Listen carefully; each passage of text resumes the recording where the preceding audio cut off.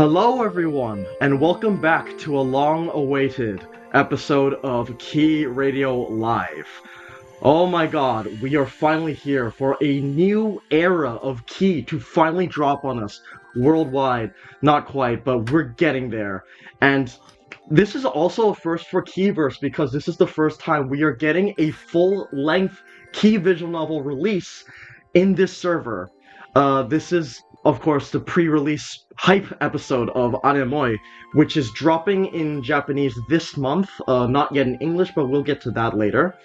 And, of course, I'm your usual host, MP, and I'm here with my typical co-host, Scout. Hello, everyone. And making his first debut on Key Radio Live, we have our resident JP reader, Silver. Hello, everyone. Yay! Clap, clap, clap. Everyone Yay, give a big clap for Silver, especially since he's willing to carry a big part of this episode on his shoulders. Seriously, big thank you to Silver, because without him, we were gonna handle this very differently. So the fact that Silver is here means we can get to continue our tradition with these pre-release discussions. Yeah. Before I just want to say, when MP said this episode was long awaited, that meant two different things. For one, depending on how you look at it, it's either been 6 or 8 years since we've gotten a full-length Key visual novel. Since Summer Pockets Reflection Blue was released in 2020 and the original was 2018. But also, this episode was supposed to happen back in January. Yes. When Anemoi was supposed to release. Yeah. And then...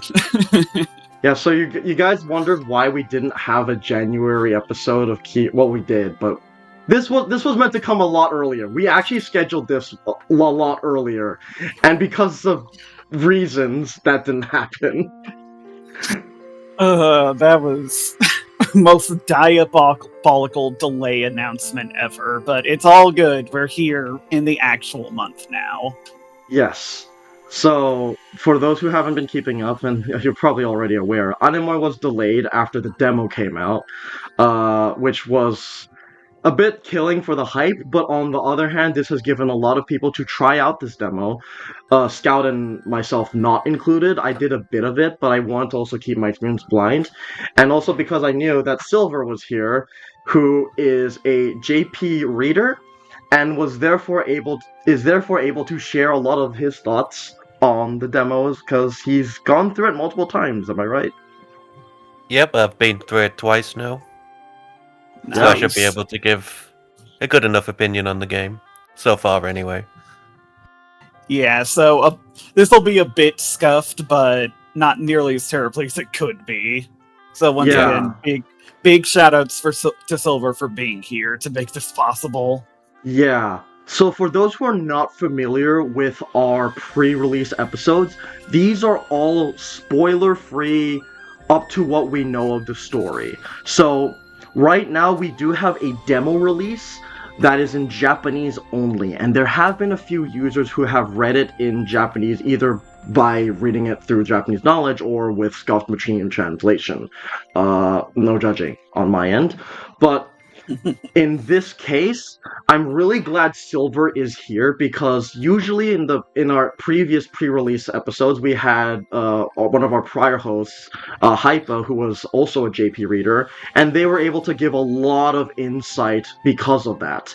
Of course, now, basically Silver has taken that role up, and we are extremely thankful for that, because that means we do not have to rely on a lack of Japanese knowledge to discuss these pre-release shows. So I'm very excited, because there are things I know and things I don't know, and I'm very curious to prod Silver of all his opinions and takes. Yep, that'll be fine, yeah. Yes. And a big surprise that I've been also saving for this is one of our prior hosts as well.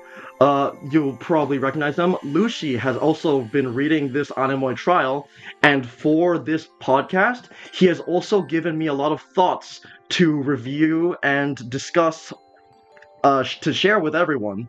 So in a way, Lucy's still here. So I'm very thankful for both Silver and Lucy for giving us all these in-depth thoughts. But I'm just really excited to get on this because there's a lot to discuss from Anemoi in regards to what we know and frankly also what we don't know. Because this is I feel like we should all get into this right away, uh, in a sense that a lot of the community has been seeing Anemoi, in that a lot of people have been worried that this is going to be very similar to Summer Pockets because of the way it looks, the way it's been presented, and most of all, just the same staff. A lot of the staff are returning, and we haven't really seen much of this staff make aside from Summer Pockets. He has been very safe recently because of, well, prior to Summer Pockets, they've been doing a lot of, they've been having difficulty with popularity of certain works and experimentation. Nowadays, after the 20th anniversary, they've done a lot of good steps, but we're in a stage where, okay, now the staff is able to give us a second game. How is that gonna turn out? So, Silver, can you answer the $1,000,000 question? Would you say, is this similar to Summer Pockets? It's not at all, no. Yeah, If you this want is me to no. expand on why, I think that well, the Uh, director is completely different to Summer Pockets. Summer Pockets was handled by Kai, if I believe, whereas Yes. Anemoi is handled primarily by Sayuki Shun, who Yes. directed Suino's Stella. That's it. So we can't really get into it, but the plot is a lot different, and it's a shame that we can't really talk about that. But we can at least address that Anemoi is a lot different because of there, it. there's a hook that shows up as early as within the demo itself, so they've been keeping their cards close to their chest, but they've been hiding something from us. Yeah.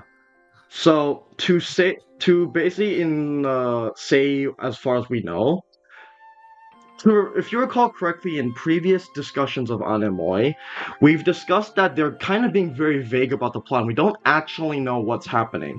We know it's about these siblings returning to a town that they had been to and to open a time capsule of sorts, but we didn't really get an idea of what the actual main plot was. We have quickly figured out that that's for a reason, in that he is very known for making very slice of life and easygoing plots, and that was the case for Summer Pockets as well.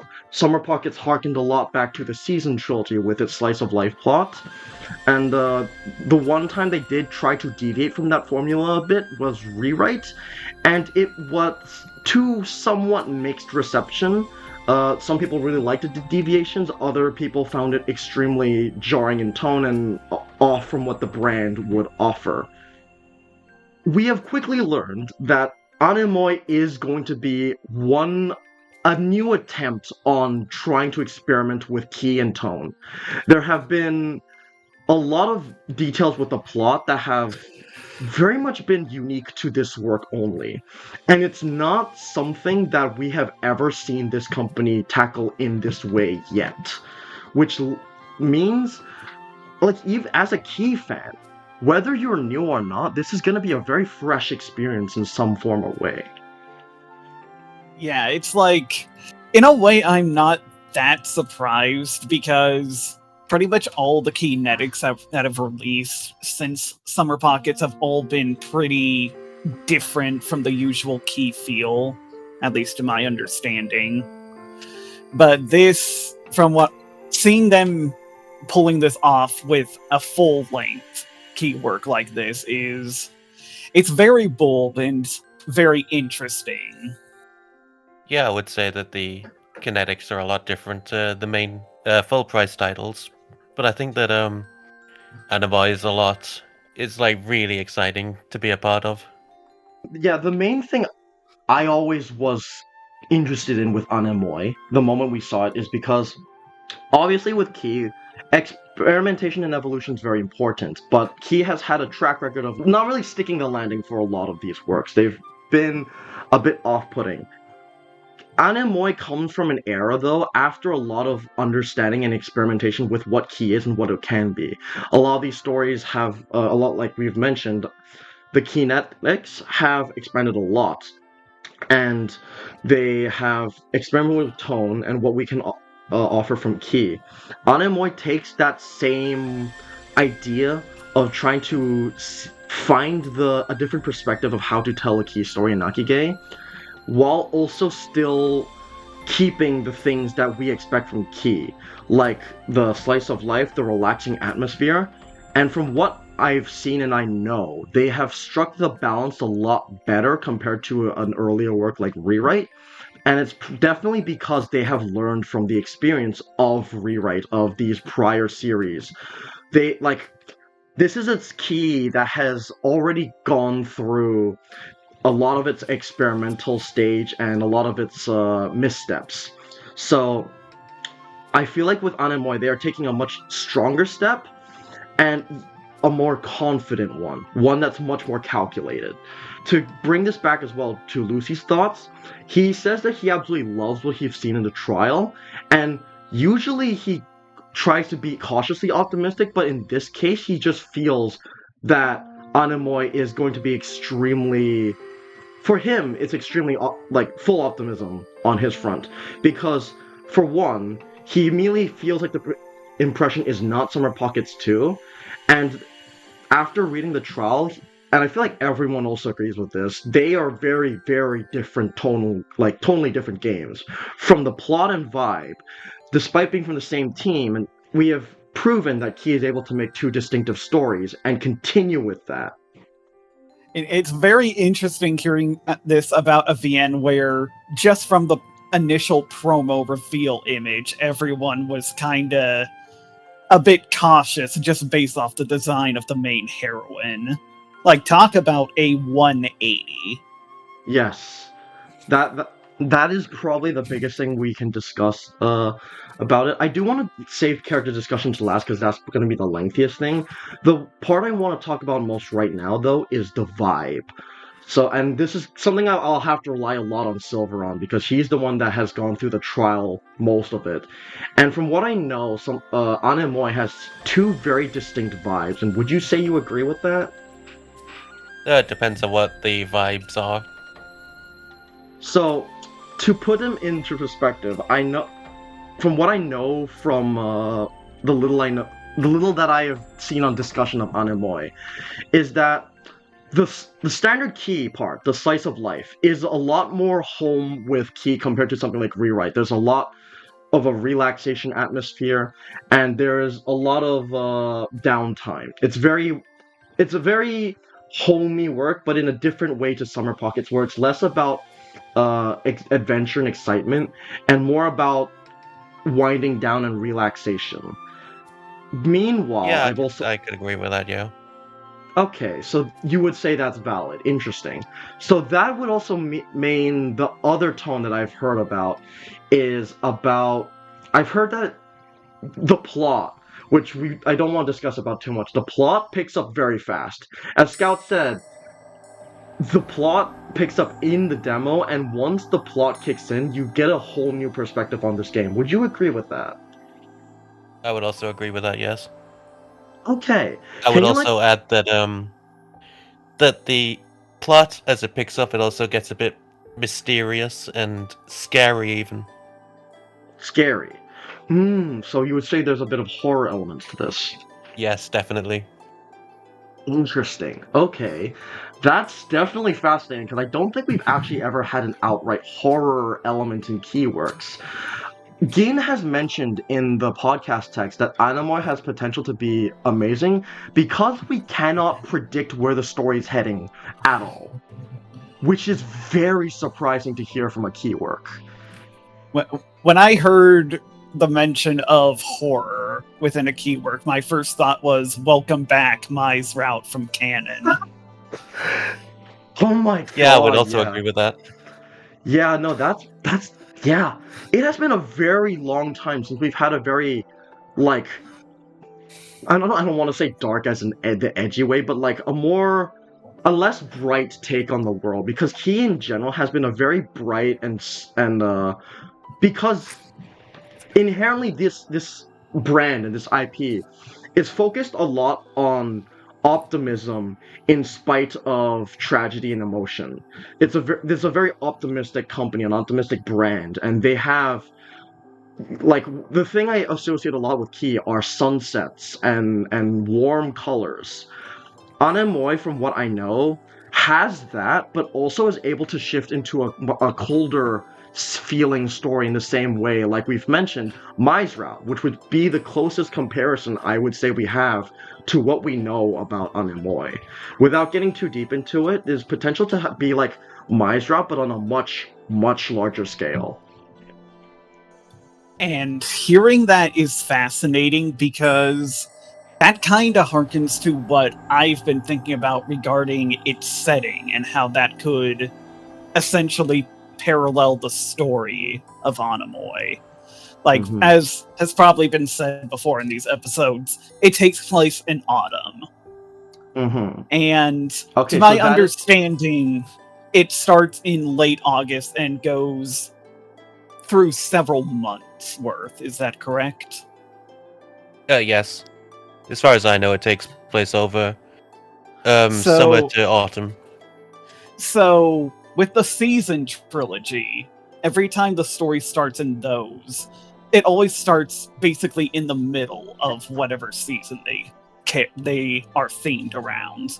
Like Canon starts in January, Air I believe starts in July, Clanad starts in April, even one starts in mid-December. Like, when they start, you are deep within their seasonal setting. So seeing a work very based around a season start at basically the beginning of it and slowly transition into that season is fascinating to me. Especially because, at least to me, autumn is a kind of season that is defined by that kind of transition. When I think of autumn, I think of the colors of leaves changing color and falling down from trees. As Nari said in the chat, there is no confirmed dates in Anemoi, so it doesn't start on a specific date. It just okay. starts with day 1. Interesting as well. Yes. There are theories on that. I don't know if this is gonna be just like a general thing or if this is like actually relevant to the plot, and I don't really want that to be answered yet. I just hope that if you didn't realize the tone Anemoi is going on, you probably do now. This is a very different work to what we were expecting from Key. The moment you boot up the demo, you start realizing a lot of this is very fresh and very unfamiliar for this brand and this company. Despite being of the same staff, this is not going to be Summer Pockets where we're going to do a season trilogy. This is something completely different. We are experimenting and we're still keeping the parts we know about Key alive, mainly the slice of life, the likable heroines, and the relaxation of the world. Like, these are very important things that I feel like other experimental works have not always nailed. Like, they've gotten parts of it right, but parts of it not quite.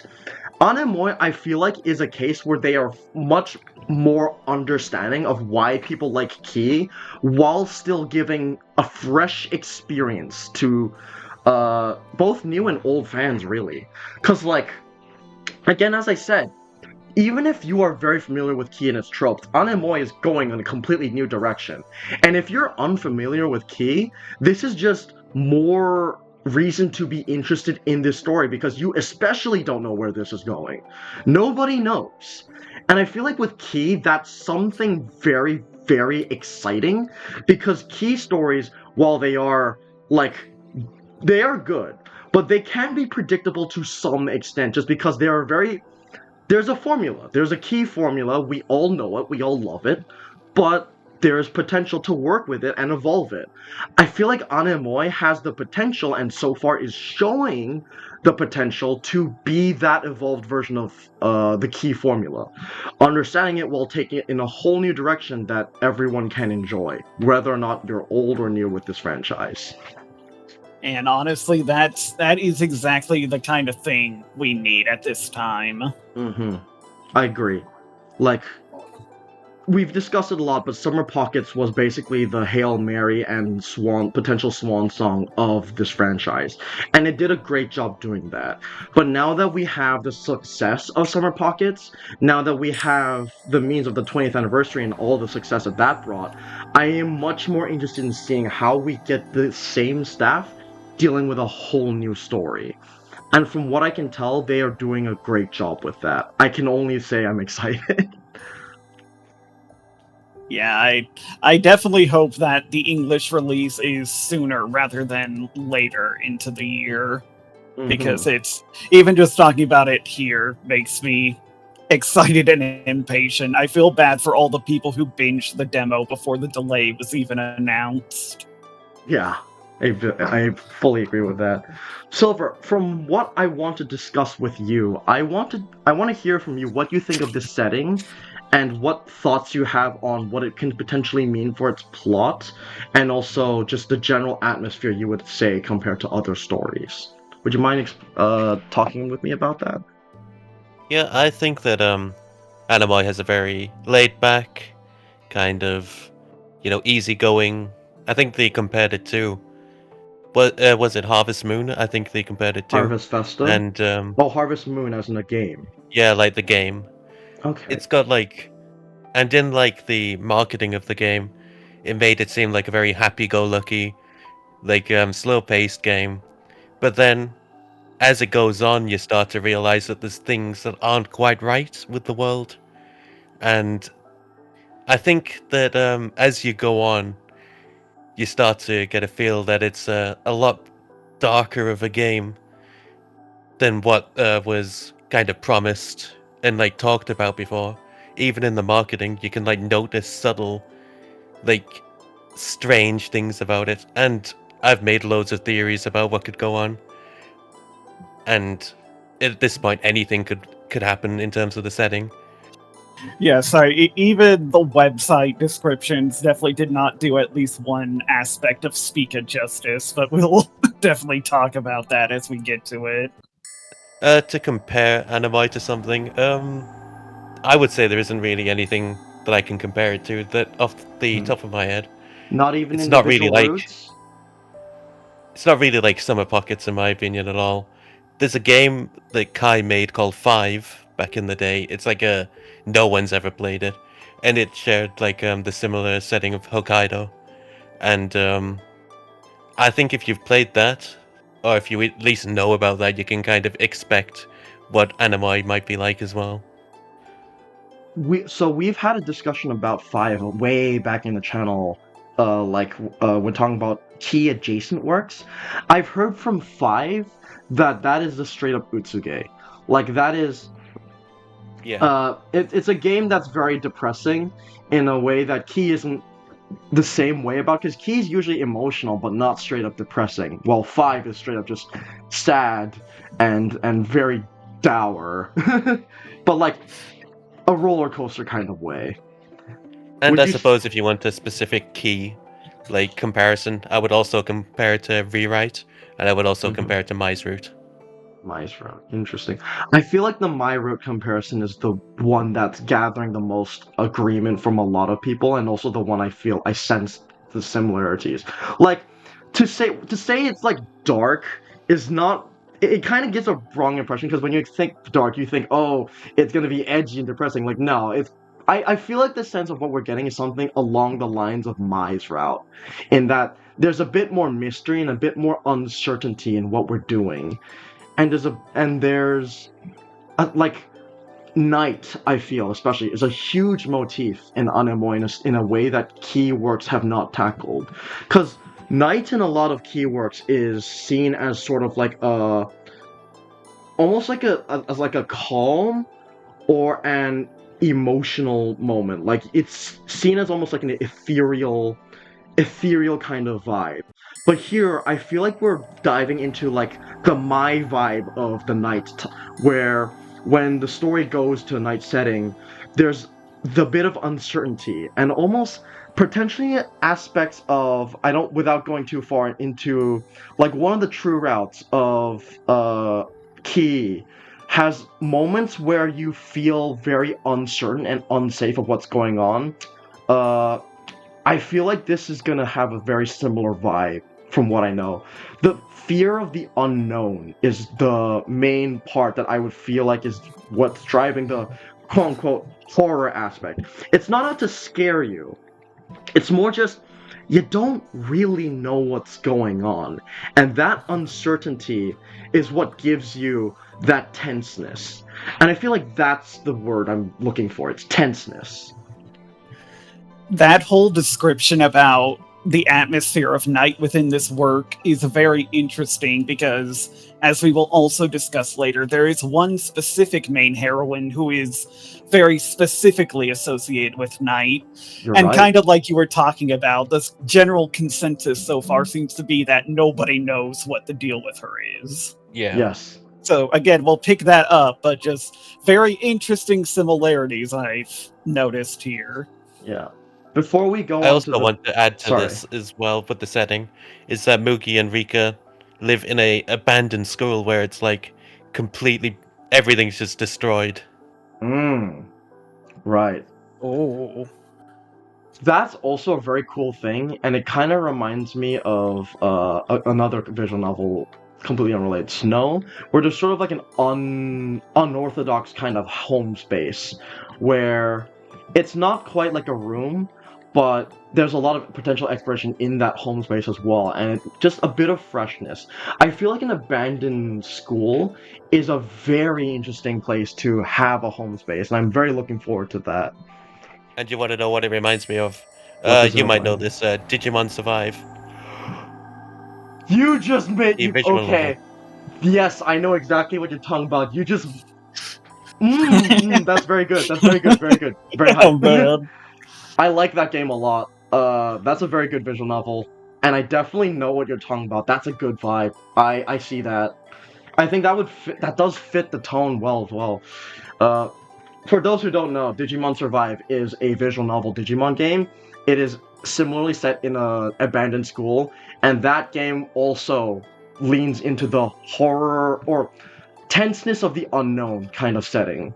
Like, the main aspect that makes you unnerved is just the fact that you have no idea what's going on and you feel really out of your depth. That's what that game does really well, and I'm excited to hear that Anemoi does this as well. I'm very excited. Yeah.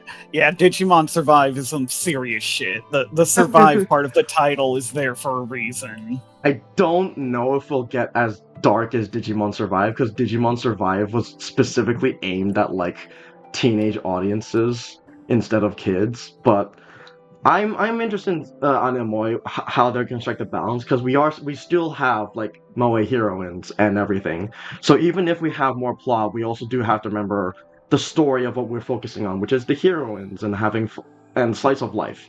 A balance of that I feel like is gonna be very interesting to see how they pull it off, and I believe in the team to do it. The last thing I want to ask about this all before we go on to the character discussion is Hokkaido as a setting. What do you think of Hokkaido as a setting, and do you think they captured it well?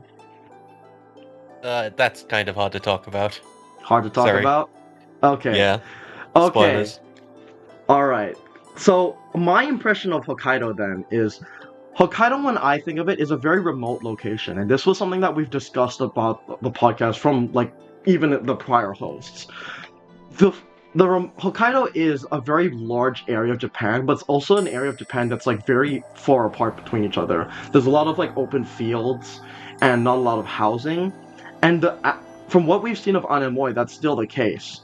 Knowing the tone of Anemoi as well, I feel like and I feel like Silver also kind of confirmed this. Knowing that this game is going for a certain tone makes this setting choice more important than just a setting, like a choice of like a type of location. They've probably done this intentionally to like lower your guard.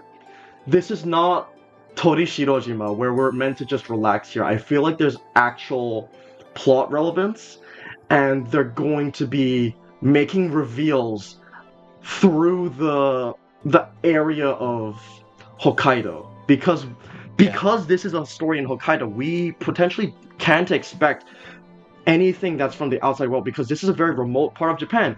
If there's something outside in Japan, or hell, the world, that we don't know about, Hokkaido is a place where that doesn't feel as obvious. It is disconnected from a lot of the cities and the main settings of what we expect from Keyworks. Oh, I'm excited.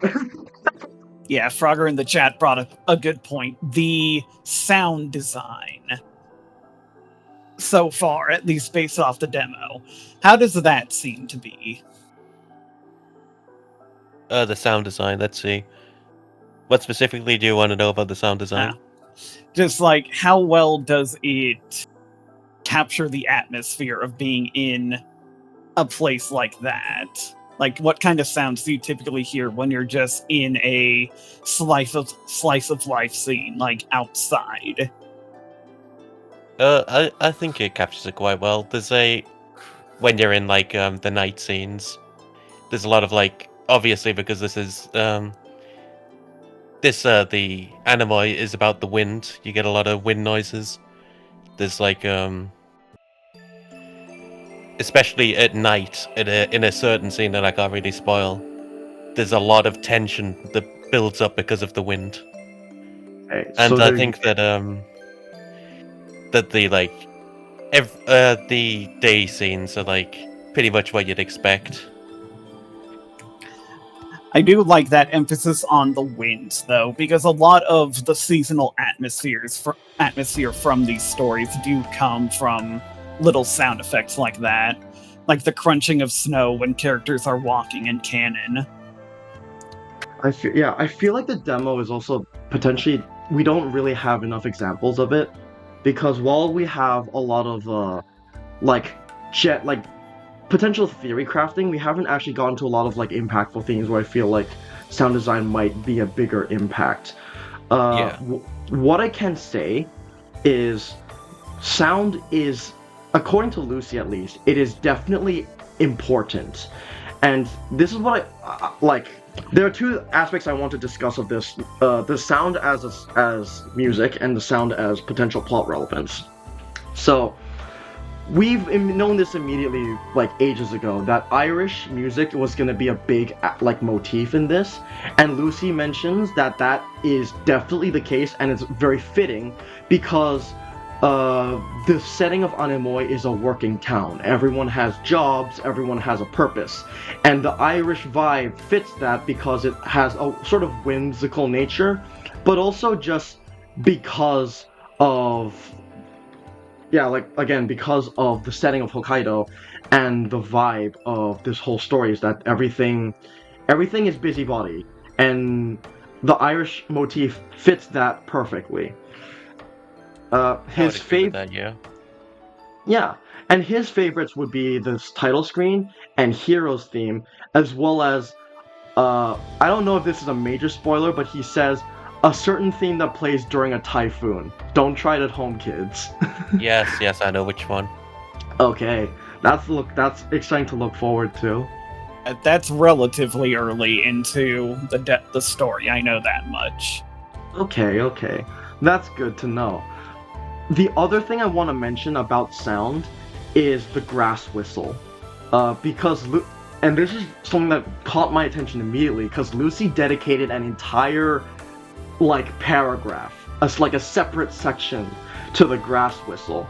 It's the first thing we saw with Spica, that all the way back when Anemoi was very first teased, and he mentions that it's very obvious from a certain scene that this is going to be an aspect of this world's key magic, which leads me to believe that this is going to be one of those stories where magic is not just going to be, it's not going to be the resolution, it's going to be implemented in the plot in a similar way that we can expect from key works such as like Summer Pockets, let's just say. Summer Pockets I think is the closest example, but probably not quite.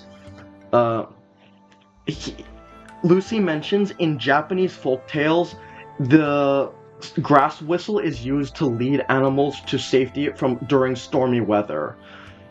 But that's only just theory stuff. Like, nothing about this is confirmed. This is just his speculation. The fact that this motif is more than just a small thing and potentially relates to the Ki magic is extremely exciting, because I like it when Ki does magic things that are more deeper, like to expand on Ki magic in a different way.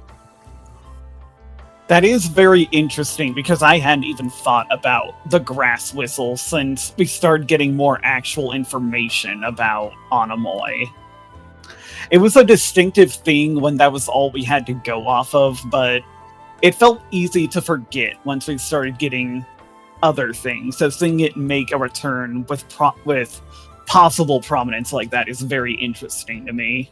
Do you have anything to add on that, Silver, or is it all spoilers? Yeah, that's also spoilers, the grass whistle. Okay, yeah. In that case, I can definitely say that Anemoi is going to be a much more plot-centric story than a lot of us were anticipating. Cause I don't want to say that Key has never been a plot-focused story, because they absolutely are, but I feel like Key works, they usually have like plot as like 30% of their story, where a majority of their appeal is more in characters and individual stories, like personal stories per route. That's like 70% of a Key story. Here, I feel like they're potentially aiming more for a 50-50, where the characters are implemented in a larger plot while also having balance of the individual stories that Key will offer. Because this is the thing that I feel like is what Rewrite, in my opinion, didn't do as well. Because I feel like Rewrite is, so as Nori said, Rewrite is more reliant on plot than its character, where I feel like they flipped it and made 70% of it plot and only 30% of it character. And I feel like that kind of loses what makes Key, or at least it undermines like a lot of the strong appeal aspects of what people expect from Key. Anemoi feels like a story that is going to aim to strike a better balance, and that to me is exactly what I was hoping for it to do should it take a new spot. Because I like Key, and I'm here because of what Key has brought to the table as a company. While I like fresh things, I definitely am looking forward to the fresh aspects of this story. I still want a story that is evidently Key, that has the things I look for in a Key story, which is fleshed out characters, focused on those characters, and personal stories. I think melding the personal aspect and the overall world building aspect is going to be very important.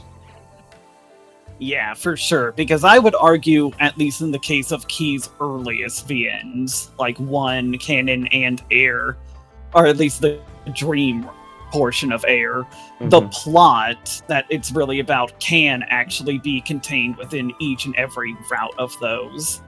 But seeing them actually meld a more overarching plot, like we're assuming it shall do, is a very interesting thing to imagine. Is there anything you want to add, Silver?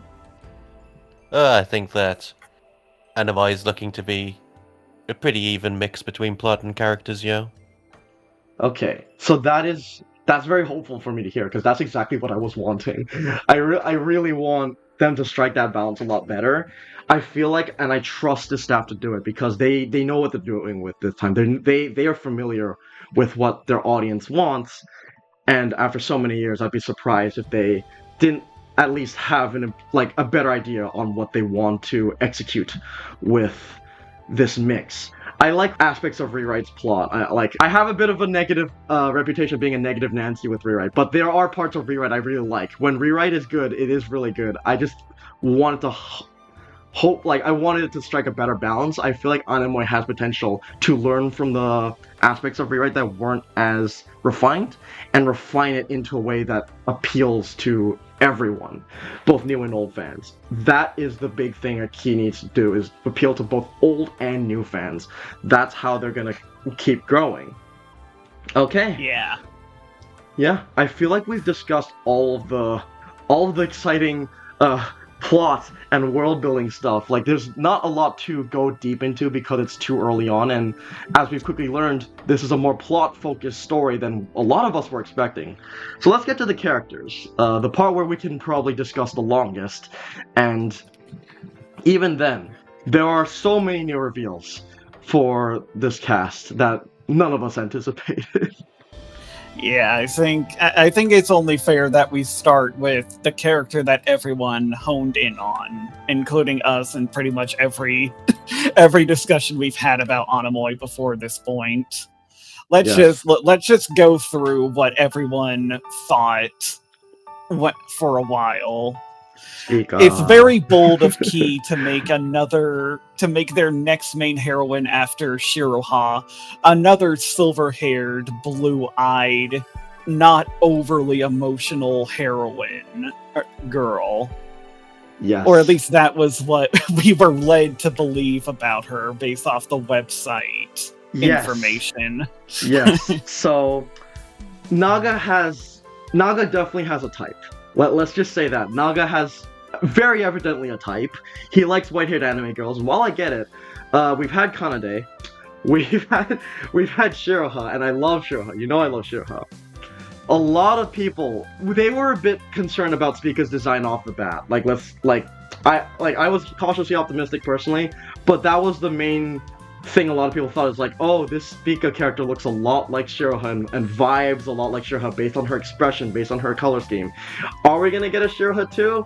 The last time we actually did one of these podcasts, that was before we actually got the character trailer, where a lot of the characters the main introduction we got to these characters were through their character trailers, and we quickly learned that all of our assumptions were completely off the mark.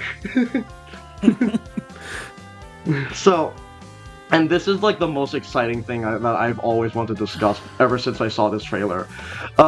They described Spica earlier as a standoffish girl that didn't really like to show her emotions very well. A lot of that took that as the Shiroha Dandere or potentially Kanade Kudere type, and they were like, oh, are we doing this again? Another standoffish girl. Turns out, that's not what we're doing at all. Spica is standoffish in the fact that she hates everyone. She is. I want to add to this that there was a mistranslation on VNDB where it was like, of course, she isn't like good at talking, but that's not what it meant at all. It meant like she has a very foul mouth. She's very aggressive. And as we have all quickly learned, that one translation error has completely changed the perspective of this character, and that became immediately evident the moment we actually got her character trailer, because she is definitely not shy. She is very loud, if anything. She is very angry, and she seems to always be irritated. Like, this is the most, I think, confrontational main heroine we've ever seen a key heroine of. Because from the first key work, IU, I'm gonna count IU as the first key heroine, they've always been either like somewhat cutesy or like shy to some extent. IU, I would say, is probably the most energetic of the key main heroines. Everyone else is like some level of shy. Spica's the first main key heroine that is extremely like confrontational, and she always seems pissed off. Yeah, the best unintentional curveball we could have gotten, honestly. Yeah, I was going to add, like, I think you were going to mention this as well, that Speaker, I think, is the most similar to Rin from Little Busters. Yes, you're absolutely correct. Rin is the most, outwardly aggressive main heroine, but the thing is, there are two very different sides of Rin. There's Rin that is to her friends, which is the closest comparison we have, and there's Rin to everyone else, which is much more shy and, like I said, a lot more closed off. In a way that's a lot more familiar to other key heroines. Rin is like it is an evolution of key heroine. She's shy, but in a very different way. Her personality depends on who she's talking to. Spica, from what we've seen, is like just in general very irritable. And the thing about Mugi is, from what I can also see, you can also choose to irritate her further. Yeah. That is a great thing to do. Like, That's actually the first choice in the game, is you get to irritate her. Oh my god, that's perfect. yeah, from what I know, the first choice in the game is you can, like, guess Spica's age. And one of the options is to call her like a 55-year-old grandma. And obviously, I don't think she appreciates. Now listen, we have to establish something here. Spica is even shorter than Kanade. She's just too short to be able to hide her emotions. She cannot contain them within that tiny body. She is 148 centimeters. Yeah, but like, I bring that up as a joke, but I also think it's another way that definitely differentiates her from Shiraha that I didn't quite pick up from the earlier promo images. Shiraha definitely has a more mature, like, pretty serious vibe to her. Spica is, like, fun-sized. She's tiny, she's adorable, and that makes her personality even funnier to think about. She's like Ayu with bite. Like, I thought Koyomi was going to be the other short girl of the cast, but no, she's actually comparatively tall compared to our poor main heroine. Oh my god, she's shorter than Ayu. Oh no! She's a whole like I can't do math. Spica is about 4 feet 8 inches. She's 6 centimeters shorter than Ayu. She's minuscule. I would also add that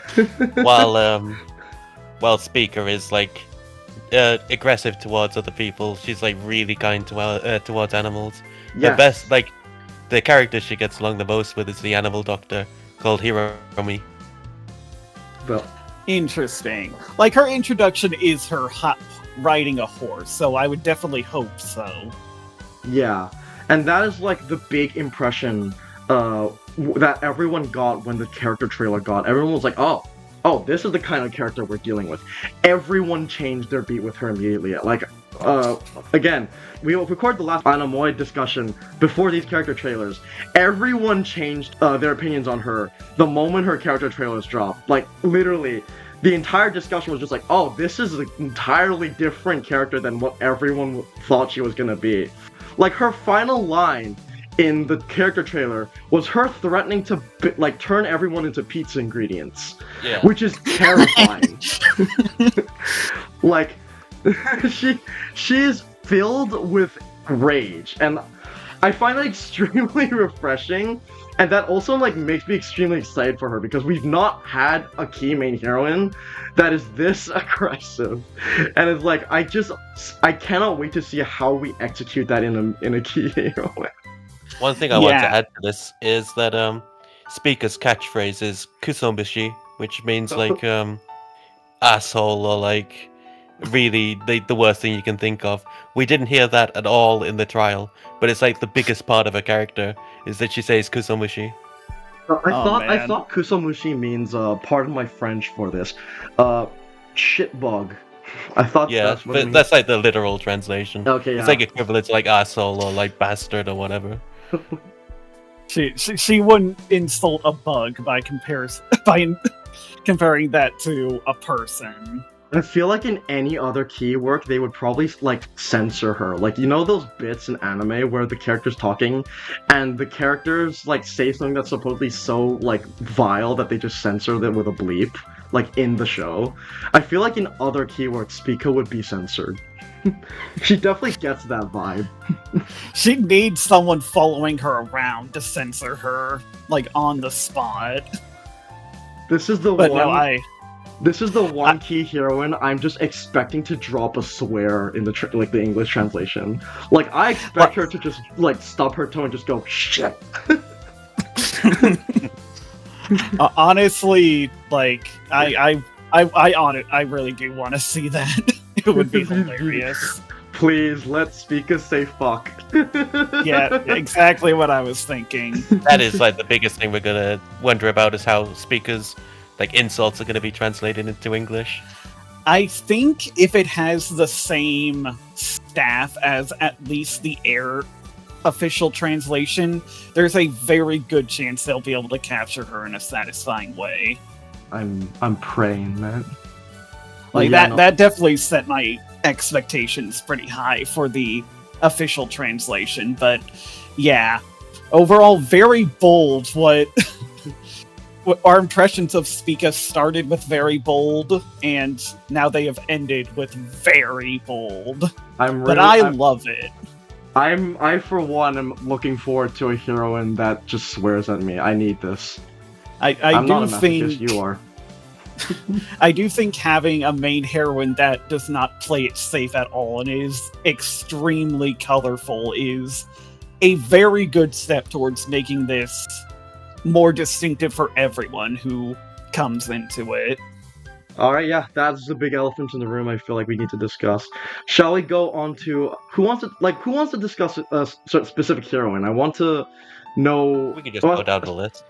especially Silver. Like, which heroine do you think is? Well, I guess let's. Shall we? Well, we the go second from biggest, I would say the second most important heroine, at least in the trial, is Rika. So we can go to Rika next. Okay. Yeah, that yes. was my thought. Yeah. So this is a. Rika, as we've all known, is very discussion worthy because, for one, she's extremely hot. Well, I mean, what? The main thing we need to discuss is that she is the protagonist's little sister. It is the first time we've had a little sister heroine in any of Key, and this can go. I've mentioned this, but this can go one of two ways. We can either have a Yosuga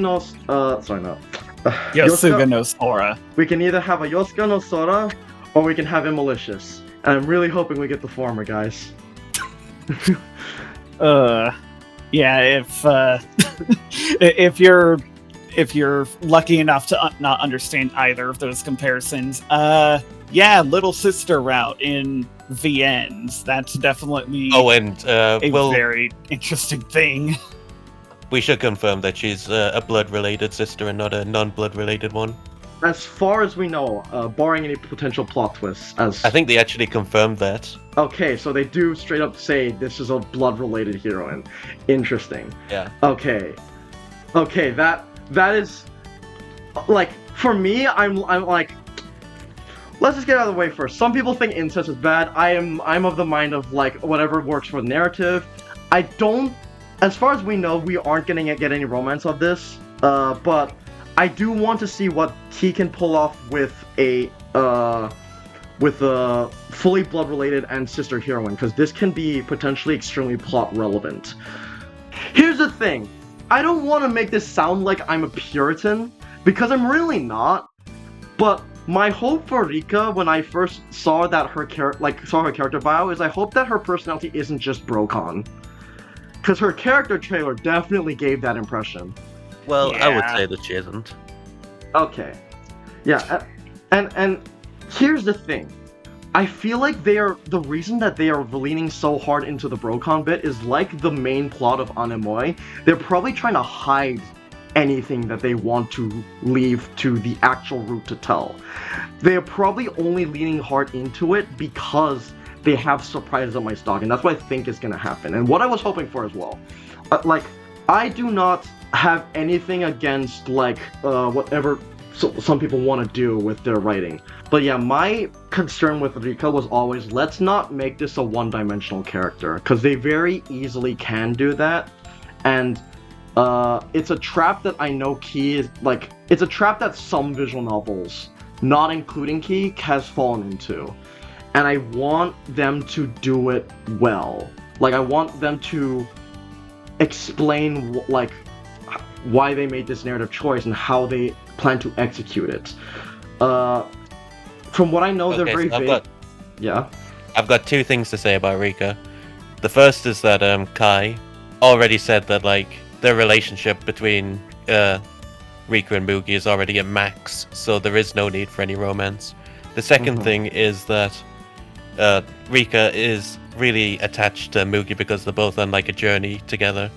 And, like, it is spoilers to say why she's so attached to him, but it is important to the plot, and I just want to like reassure people that Rika does have a reason to be so attached to Mugi, other than just being like little sister. Yeah. Like I wouldn't have expected much different from Key, but that is good to hear regardless. I mean, that's all my worries gone, personally. I said this Like, from the beginning. Sorry, you first. I think with Rika, this will be related to something else we'll probably discuss later, but I think more than anything, her being a route option is interesting to me, considering she's the only person who's familiar to Mookie out of the cast. Having a route for the one person you know and are very familiar with, kinda, I feel like that could carry some very interesting implications as to how Moogie and Rika end up fitting into the town as a whole. Yes. Like, I will go into this when we talk about the choice system, because that definitely needs discussion, but depending on what they do, that could have a lot of implications onto what the route is like. Yeah. I mean, Silver basically just like solved all of my worries. Like, I don't have any concerns or any worries anymore. I believe she's gonna have death, and I can't wait to see it. Like, that was really my main concern, is that because a lot of Brocon characters, they typically fall into the trap of that being their only thing. And if that's not the case, if they have potential plot relevance and it's an active choice, then go ahead. If there's one company that I would be like trusting on a narrative choice, it's Key. They know what they're doing, especially at this point. So go ahead. She's still hot. She's, in my opinion, the hottest Anemoi character by a country mile. She has a very nice hat. Did you see the CG of her, the new one? Yes, I did. In the Chinese dress. God, yeah, it's like, damn it, Key, you know how to hook everyone with her. You're telling this to the actual Chinese person, by the way. I just need you guys to realize that. This is literally in my blood. Like, this is my instinct. Like, they didn't need to sell her further on me. What are they doing? This is overkill. Stop it. But I have heard from impressions that Rika is actually a very sweet character from what we've seen of her. Exciting. But she's also one that would absolutely kill and eat any animal that crosses her in a bad way. So definitely a character with complexity. That's exciting. Yeah, I mean, that's all I really like have to say about her in that case. Like, yeah, if they know what they're doing, then I believe. Her hair color is amazing, and her expressions are amazing too. Look at this. The one scene from VNDB is just such. I love this face. It's so good. Yeah, it's perfect. I believe in Naga. But yeah, who would you like to discuss next? So I'll leave the character discussion to you, because you're the one who knows these characters the most. I think we can discuss I Know next. I Know. Okay. Yeah. The one that most people were excited for, because of various reasons. The main one being she is a collaboration character with Kimishima Ao, and her design, as expected from Kimishima Ao, is absolutely amazing. She's oomphy. And she also has that fantastic ducky umbrella. We love the ducky umbrella. Like, we've mentioned this before, but I Know is like, despite being the most petite character, she is apparently the most like emotionally mature out of this entire cast. Like, she's very clever, and she is the one with the most impressive job. She's like a child prodigy almost.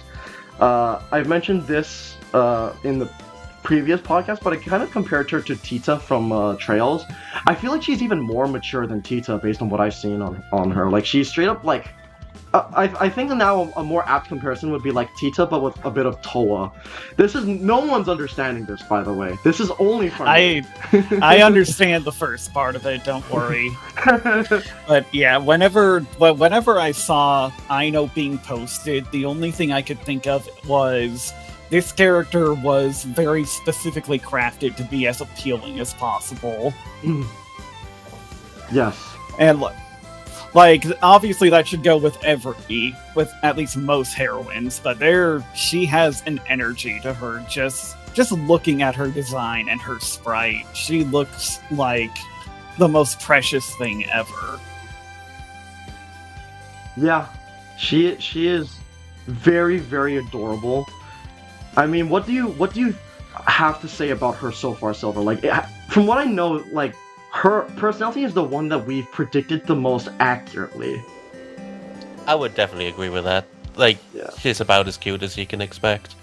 I would say that she's a lot more violent than you might expect as well. There's a CG later on into the actual game where she's like fishing and she's got like the spear.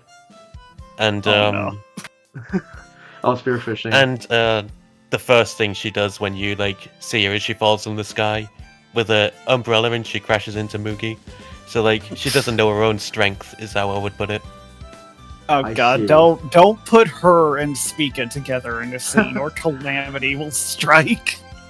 Well, from my impression at least, I feel like Aino is a type who's I don't want to say like clumsy. She definitely doesn't seem clumsy, but I feel like Spica is the type who is intentionally violent. Aino is the type who is more like potentially gets into trouble that she doesn't realize she's getting into trouble about. Like she like gets into things and doesn't realize the implications of what happens by doing so. That's what I get from her at least. I think the best comparison to Aino would be Ayu from Canon. Like I would say that the way you like meet the heroines are like the exact same. Yeah. Yeah.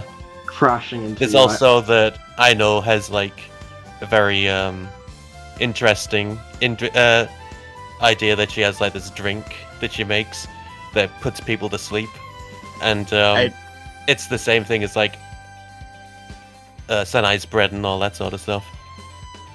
Oh, right. That was the last line she had in her character trailers that she she very worryingly was like I don't remember the exact line, but like she was like, "Don't underestimate this drink" or something of that. I don't know the exact translation. You're gonna have to clarify that further. But... Yeah, it was like I can't remember exactly what the translation would be, but it was like she tests this out on her dad, who's a side character, and she like drugs him basically with the drink. Oh no! The drink is basically a sleeping drug, yeah. That's gonna be used as a weapon. Just calling it now. That's gonna have a very specific purpose. It's been so long, but we finally have the return of the key cursed food item. Welcome back, Sanai bread and Akiko jam. We now have a drink to go with it. Something to down after you manage to finish those first two. Yes, excellent. Dude, I actually do miss that. I'm glad we have something like that again. But aside from that, yeah, like I said, I feel like Aino is the one that we've already predicted the most. Like, she is cute, but she's way more mature and more intelligent than she lets on to be. She's like probably the most capable of the main cast, and the one that feels most like an adult out of them. Yeah, she could easily be the fan favorite of the main heroines. The thing that I want to hear from you about is, despite being the most mature, I feel like, at least from what I know, she has the least amount of obviousness of where they're taking her plot and how she is relevant to the plot. Would you agree with that?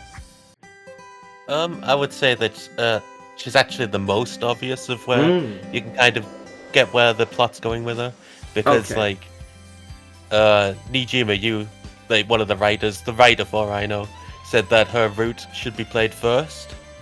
And that seems like to me that like her route is going to have like the least significance to the plot overall. Okay, so you would say that she is the most detached from the main overarching plot and is the most... I would say that, yeah. So she's the one we can telegraph the most. So she would, I guess, would be the closest to a traditional key route. Which is which is fair. I mean, we gotta have that. Like, balance is important, I feel like, and if the writers also think she should be read earlier on, I feel like there's nothing more excuse for me to finally check her out when we eventually get to it, because Yeah. I've been looking forward to Yeah. I Know a lot. Yeah, I won't complain about reading her route first. But I'll just say she may basically become the next Cood if she's as enjoyable as I think we're all expecting her to be. I basically already like fully believe that as well. She's a very A funny whole- character. Yep, a whole new Wafu-lution. Let's go. All right. Yeah. Aside from those two heroines, who would you think is the next one that's worth discussing? I think we'll save the obvious one for last, so we'll go with Koyomi next. Koyomi. Okay. Koyomi. Oh Koyomi, man. the apparently clumsy one? Question mark? Or is that CG just you crash into her accidentally, and that's entirely on you? I haven't met Koyomi, for the record. I know nothing about her. I never even got to her part in the demo. I would say that Koyomi is like kind of similar to Fuko from Clannad, in that like she's very clumsy, she's very hardworking. Oh wait, you mean that she's perfectly normal and not weird in the slightest? Yeah, I would say that Koyomi like tries to appear serious, but she overworks herself to such an extent that she worries the people around her. That is the impression that we did get from the trailer, to be fair. And I mean, yeah, that's fair. From what I predicted, from what I saw of the characters, I feel like Koyomi was the closest we've had to a familiar key heroine, in that she's very moe, slightly ditzy and clumsy. Like, she is the closest we have to a stereotypical key heroine. Would you agree with that? It's, yes, and she's also the one with the verbal tick. Of course. Well, Yes. I know Lucci. I know Lucci kept saying that he was predicting Koyomi's route would be one of the fan favorite, like high emotional routes of the VN. So Yeah, Koyomi's route is going to be written by the director Sayuki Shun, who also Okay. wrote Suino Star. I can't speak Suino Stella, so Stella. like Yeah. it should be like, and it's also themed around the theme of journey. So like it should be very, very emotional. Here's the My- thing. Sorry, you first. my prediction as to her route, just based off her character concept, is that it may have the absolute strongest sense of community out of any of the heroine routes. Because her job is the one that would basically let her know everyone in the town. Like everyone else could be, especially Spica, could be kinda isolated to an extent. But she's the person that everyone knows, everyone probably cheers on as they're seeing her off. I can definitely see some sort of big climax where it's just everyone coming together to support her in some way. Yeah, I get that impression as well. The thing that activates my radar, and please tell me if I'm wrong or like this was a mistranslation. I remember in the interviews they didn't want to reveal too many Koyomi CGs because they said that her CGs include a lot of elements of the story that they didn't want to reveal. Was that right, or was that a mistranslation? That was right, yeah. Okay, so that Oh. means her route has potentially a lot of big reveals. Interesting. Okay. Even in her, It Even feels in a, like- weird. even in a PV, you could tell that there's something off. Interesting. Oh man.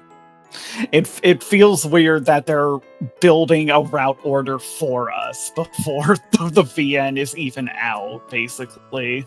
I prefer it that way, honestly. I want to know how the writers intend us to experience the story, like straight up. Yeah.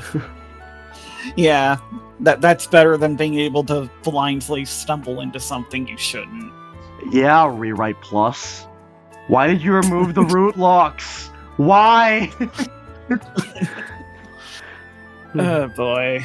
Yeah, anything to avoid something like that, honestly. All we Exactly. need is a mini speaker following us around and screaming at us if we go out of the intended route order. Get back on the Uh, route, you stupid. yeah, you're doing this wrong. You're supposed to go after her next. That'd be So I would awesome. say that the two things to note about Koyomi is that she has a verbal tick, which is P, P-I-I, and she also operates the only, what's it called, post office in town. Yes. So like, that's another thing that's like weird about Anemoi is like, what's going on there? Why Yeah. is she the only one delivering post around here? Interesting. Yeah, that's very weird. Okay. Oh, but there Sorry. is another thing to note, though. She has a very, very nice hat. Perfect segue. Sorry, you finished that. Now, I'm just saying, like, I still absolutely adore her design. It's a very good design for sure.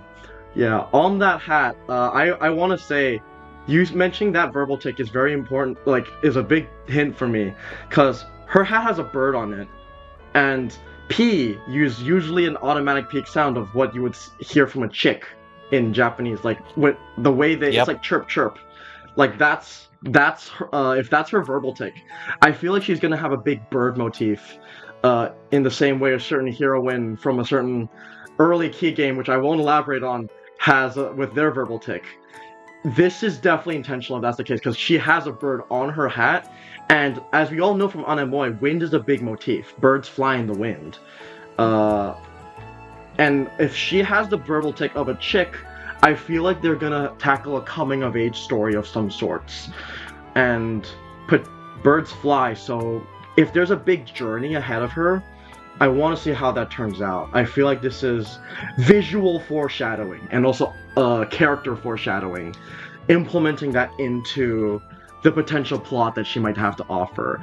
Am I digging way too deep into character design? Probably, but she also has feathers on her hat, so I feel like I'm onto something here.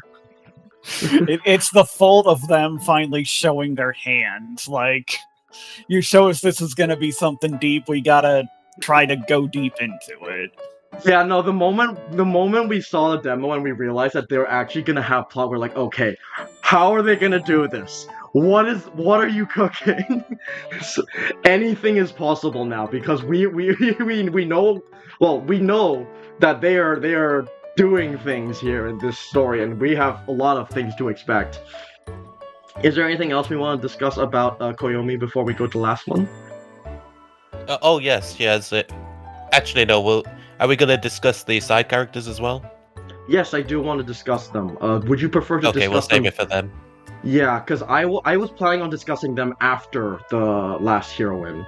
Yeah, but if you think it's more fitting to do the last heroine last, then up Yeah, to you. we'll save that for a certain Okay. side character later. Okay then.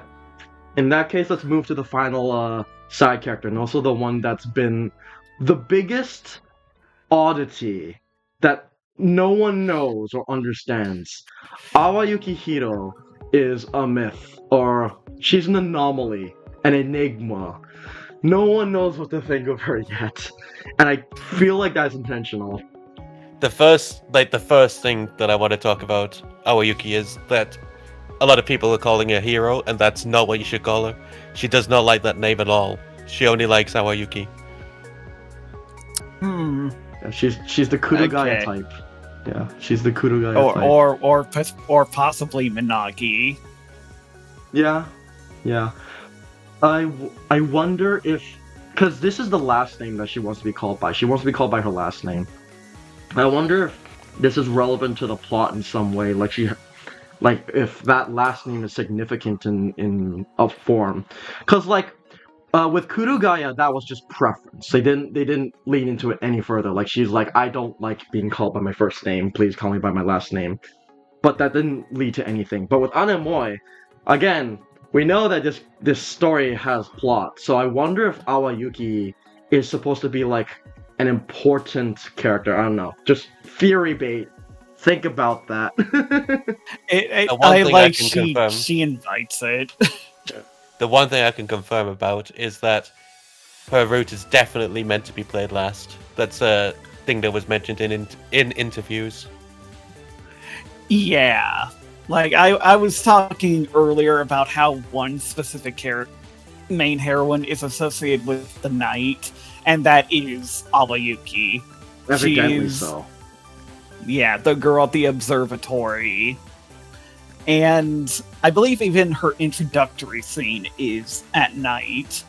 And isn't that the only one that actually takes place at night out of the main cast? Yep, it I is. I think so. And furthermore, as Nari just posted, her theme name, I actually didn't know we actually had name for them. Her theme name is apparently Mystic Star. So this is definitely intention. Like, She, like, basically in every way, they've been trying to set her as in contrast to the other heroines, it feels like. yes. When you first meet Aoyuki, she's actually, if you can have a look at that thumbnail that was just posted, she's actually looking at her hand rather than the sky. She's But she's okay, admiring her own hand, I see. and I thought that was pretty funny. I see. Yeah. Yeah. So this is also where I want to bring in Lucy's thoughts on the characters, because I thought it would be relevant to bring it specifically here. In Lucy's words, he says, "I am already completely sold on 4 of the 5 main characters. Koyomi is adorable and has a quirkiness that makes her fun. Aino is the total whimsy of Ayu in a way that hits a nostalgic factor. Rika is an interesting brocon who is hella devoted. And Spica is the most interesting to him because of the hints of her potential history of Mugi and also her love of animals. Especially with, again, we mentioned the animals and her and the grass whistle, which we mentioned before, is a tool that was used to lead animals to safety. That has potentially a lot of aspects that will tie to her character and potentially the plot. Hiro is the one character he's not too sure how to feel on yet. And I feel like that is intentional. Because if she is weird, like, if they are trying to make her weird, there's either gonna have a character that hides a lot of her full colors, or it's just an oddball. And knowing the direction that they're taking with Anemoi, I trust that it's the former, because there's a lot pointing to her being a very important character. I feel almost certain in saying that she's the kind of character who will only show what she's really like when you're already on her route, basically. That's what I'm thinking. Which is too. like the kind where you do her route out of obligation more than really being attached to her as a character. Potentially. Which is like, considering they're actively pushing her as the one you should do last, speaks to me as that being intentional. I don't want to say that it's gonna be at the sacrifice of her character, because I feel like this has potential to have a case where the true colors only come out during her route, and that's when you get attached to her, because this is something that he can do really well if they really try on it. In my opinion, at least. I know we don't agree a lot with Makoto, but he is one of the few companies that has managed to pull off me completely changing my impression on a character during their route, rather than in the common route. I'm suspecting this is going to be one of those cases. It seems like I can see them really going in on the idea that she's this oddball that everyone kind of ignores, and kind of trying to put you in that same mindset regarding her. Yeah. Would you agree with that, Silver? The thing I would mention about Aoyuki is that she's quite self-absorbed, I would say. She's very, she is mysterious, but she believes that she's beautiful. She believes that she's prideful. Yeah, and she puts herself above Mugi as well. I would say that she's quite arrogant in a way, but not in a way that's a bad part of her character. But she's definitely not normal. I heard that's evident. I heard her introduction is basically her just talking at her own pace and not really caring what Mugi is trying to say to her. Yeah. So having it's fascinating, and it's fascinating seeing a character like this in a cast that is otherwise quite charming in their own ways. Definitely intentional. And there's one big reason I feel like that's intentional is that one of the CGs we have of her is her in a bear costume. Return of the Bear costume. I didn't expect that of all things to come back from Key, but I guess we're doing that. Oh my god! Oh my god! Yeah, bear costume. She stole it from Tomoyo. Yeah, she stole it from Tomoyo, but from what I can see, like in that CG, her expression is very different to all of her other expressions, where she's very cheerful and like whimsical. That's like the one CG for reference, for those who are interested. She feels that's definitely not a CG that matches the character description that we've all built up to so far, and I wonder where they're gonna take that and what's the context of this. So that's the one thing also tipping me off that there's probably more to this character that we have no idea about. Probably won't for a long time. Yeah, I would just add that I have no idea where they're going with our Yuki either. I feel like this is gonna be this is either gonna be an amazing route or one that's like super disappointing. I feel like at this point there's no other way to put it, because like they're building up so much mystery and oddness with this character that I feel like if they know what they're doing, which I do trust in Key to do it, this can be incredible. But we really need to see how they do it. And also, to further bring on the star motif, I'm just bringing this back. Her favorite food is conpeto, which is star candy. Yay. Yeah, she's like really compared to galaxy and kind of like the sky and like the stars. She's compared to things that are far away from the actual Earth. Yeah, it's just really hard to describe her. Again, very interesting. But I, for one, am quite optimistic.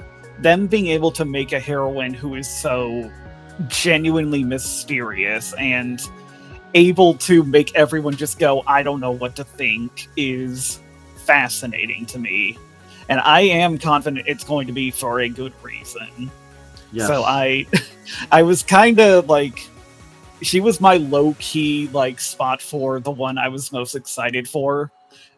And in a way, she's still kind of fulfilling that for me. I'm very excited to see what they do with her. Even if it's going to take a while for that to really be shown. Yeah, I can wait. I can let them cook. Yeah, with that, I feel like at this point we can just talk about the remaining characters. Yeah. Like side characters. Actually, before side characters, protagonists. What do you think of Mugi? I want to hear that from you, because spoilers, but I like Mugi a lot. But why I like Mugi a lot is because of spoilers. Okay. So what I'll say is like, before a certain event happens, he's quite similar to Pyrie from Summer Pockets. Okay. So there's a twist with him. Interesting. I'll keep that up. I feel like that is all we need then. If it is not something we should not discuss, then that is fine. That's enough for me to know, because I believe in Yuki. Cook. You can cook. Because this was like the big concern a lot of people had with Key or this visual novel, is that Heidi... People have done a lot of going on Heidi, but Heidi is definitely not as impactful of a main character as previous Key protagonists. Like, what I can say about Mugi compared to Hyrie is that Mugi is a lot more. He doesn't have any like self-confidence issues. He's like a reliable older brother. He knows how to fix stuff. He knows like how to get around and stuff like that. Okay, so he's mature. Interesting. That's nice to see, and I hope that they.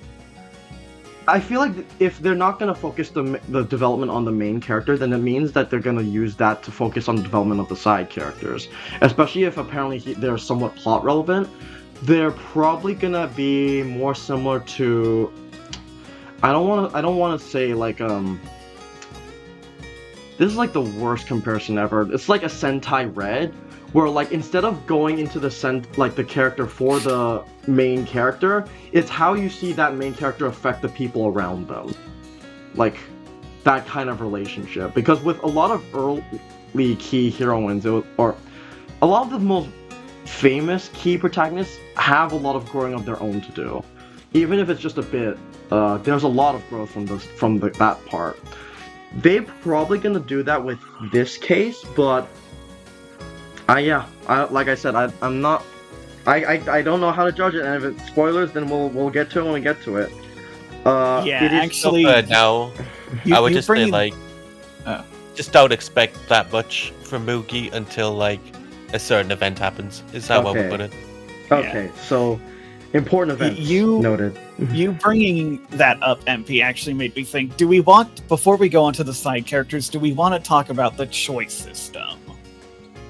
I'm completely out of the loop for that one, so yes, if it's worth discussing, let me know.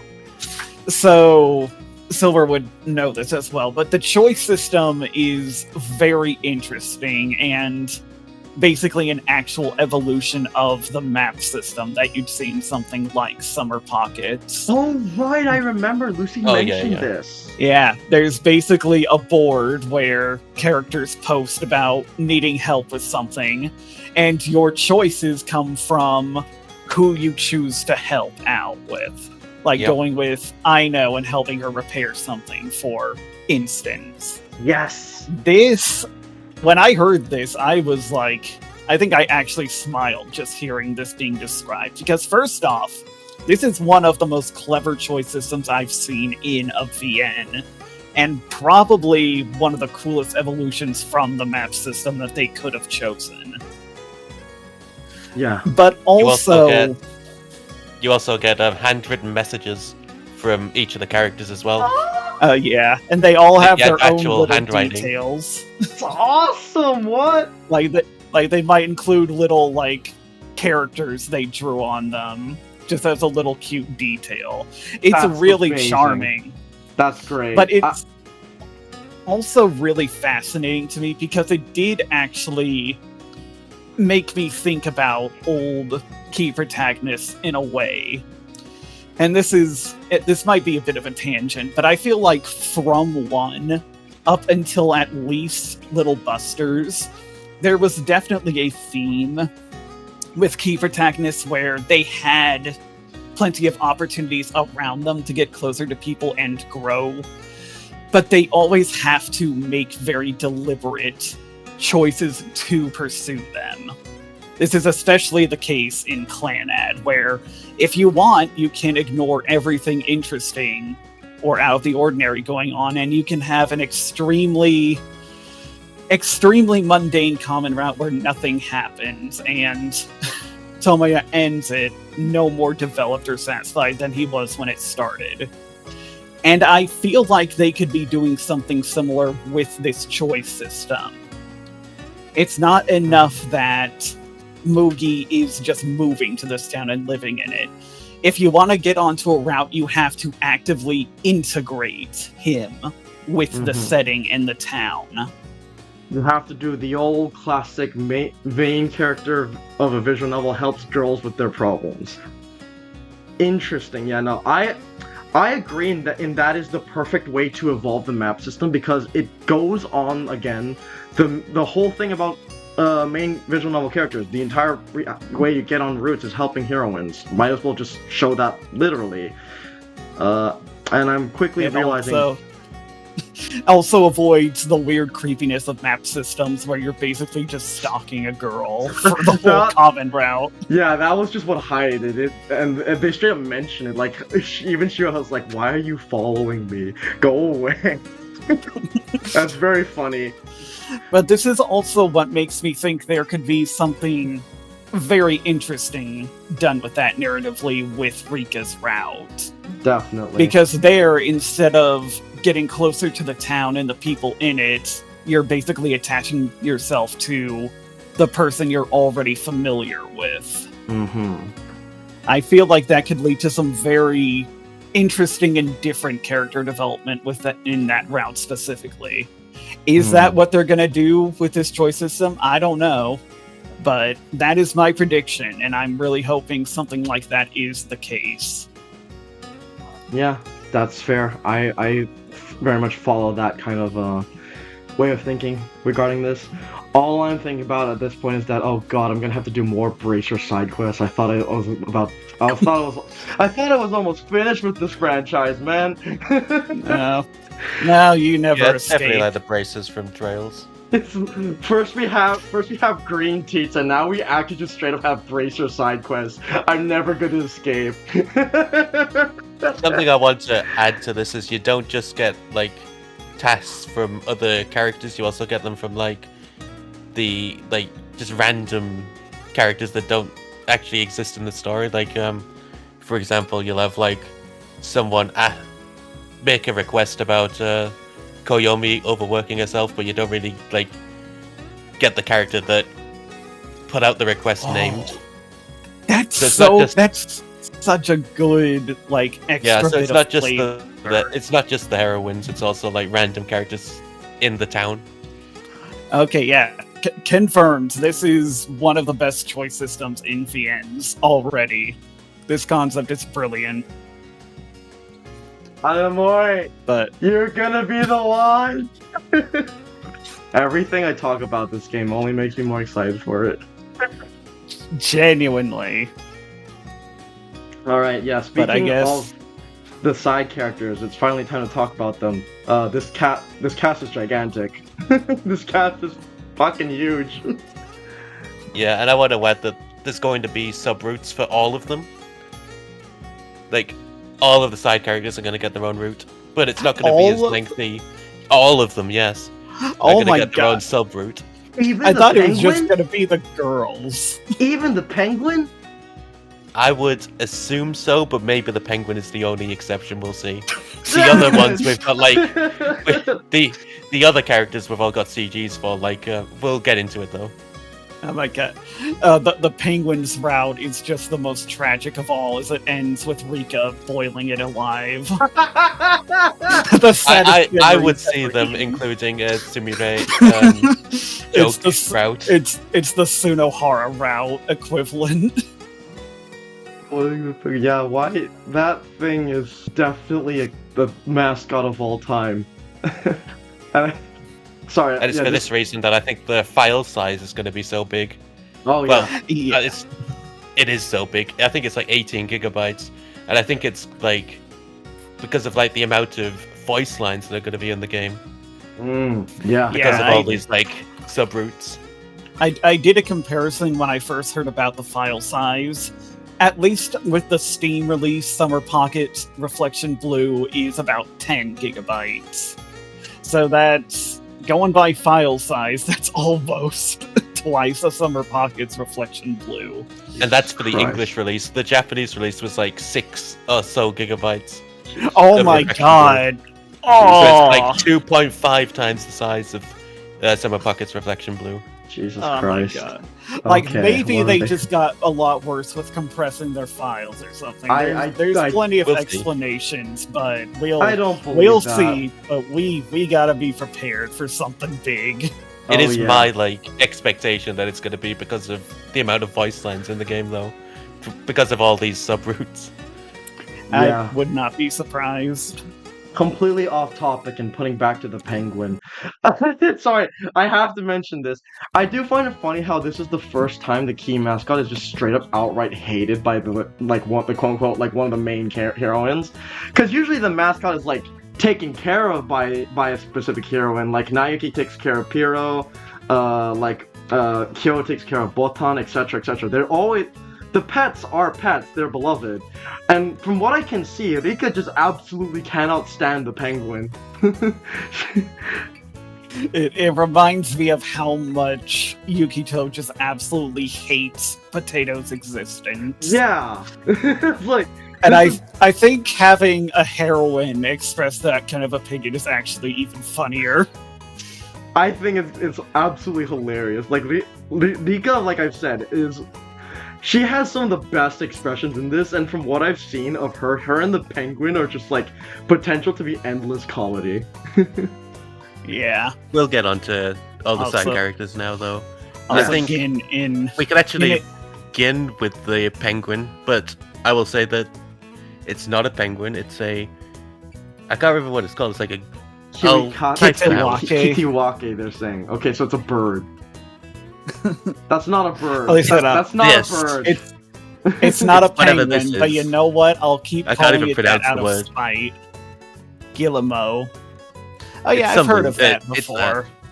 It's like a bird that's like native to Hokkaido. Right. Guillemot. That- We'll keep calling it a penguin though, just out of spite. It's called like an Odoron bird or something. I'll also type that out. I'm calling it a penguin. I don't care. Yeah. Also, Gin in the chat wondering if we're actually going to get a straight up hidden heroine in Anemoi. And honestly, I would not be surprised if they're doing that just with the base version. Like, we have learned there is so much more to this than meets the eye. I would almost not be surprised if there's just someone extremely important hiding in the shadows as we go through it. Transformers. More Yeah, than I've posted meets the eye. explanation of what the penguin is. Hmm. It's like it's an Odoron bird, and its cry is actually Ororo. Yeah, Because of, like, that is its quote on the web page. Ororo. Yeah, I'd eat it. And it says a lot of different types of Ororo. Like it screams it, it like cries it as well. Oh Yeah. boy. I'd eat it. And the other thing I want to mention is its name is Sumire, and it's written like this. And the thing about Sumire is it's I think it means like fish food or something similar. It's like a type of food. So it's like similar to Botan from Clannad, which means like wild boar meat. So it's named after a food. Except in this case, it's malicious, because I'm pretty sure it comes from Rika. Yeah, the name comes from Rika, who wants to eat it. Oh, Oh, Oh, and I man. also want to add that we don't really know what gender Sumire is. Oh, of So- course. Maybe we'll find out in the real game. To be fair, with birds, like biologically, it's hard to tell. Yeah, we'll find out. Yeah, we'll find out one way or the other. Is there any particular side characters you want to discuss, like, outwardly? Is my We could just question. go down the list. I think you know who Fumiya is? Yes, yeah, she's the one that gets the CG, the one that everyone thinks is hot, and the one that a lot of people are excited for because she's hot. I would say that Fumiya is like the most present of the side characters. She's like the one who is in charge of like managing the town's birth rates. She's also like the one in charge of like tourism. She like has all these different jobs, and she's also the one that like finds Rika and Mugi the home in the abandoned school. So she like has all these different types of jobs, and she does it all on her own. Interesting.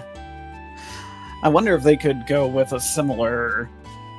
Well, too early to make predictions, especially with side characters. I wonder if they might do a similar thing with her as they are apparently doing with Koyomi, where she's just got too much on her shoulders, but...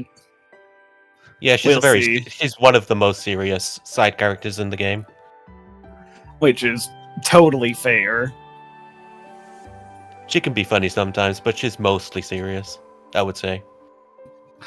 Considering how colorful a lot of the other side characters seem to be, I think she could be a very good, grounded sort of contrast to them. Yeah, but I do like her. I think she's a interesting side character so far.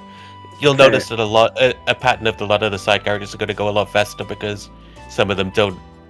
Like, for example, one of them only has like one scene in the trial.